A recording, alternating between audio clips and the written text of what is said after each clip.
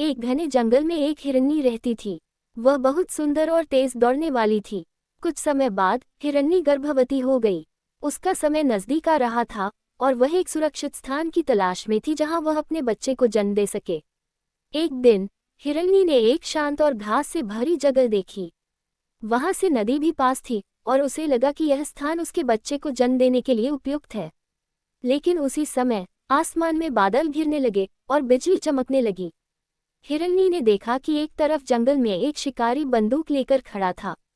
दूसरी ओर घास में एक शेर धीरे धीरे उसकी ओर बढ़ रहा था। नदी के पास एक मगरमच्छ भी था जो सतर्कता से उसकी ओर देख रहा था। अब हिरनी चारों तरफ से खतरे में घिर गई थी। वह कुछ भी नहीं कर सकती थी। भागने की स्थिति में उसका बच्चा खतरे में पड़ सकता था। उसने अपनी आंखें बंद की और भगवान पर भरोसा करते हुए वहीं खड़ी हो गई। उसने सोचा, मैं अपनी शक्ति और क्षमता से बाहर की चीजों को नियंत्रित नहीं कर सकती। जो भी होगा भगवान की मर्जी से होगा। तभी बिजली तेजी से गिरी और जंगल में आग लग गई। उस आग के कारण शिकारी डर गया और भाग गया। बिजली की आवाज से शेर भी डरकर पीछे हट गया। उसी समय बारिश शुरू हो गई जिससे नदी का पानी बढ़ गया और मगरमच्छ भी वहां से चला गया। हिरनी ने सुरक्षित रूप से अपने बच्चे को जन्म दिया।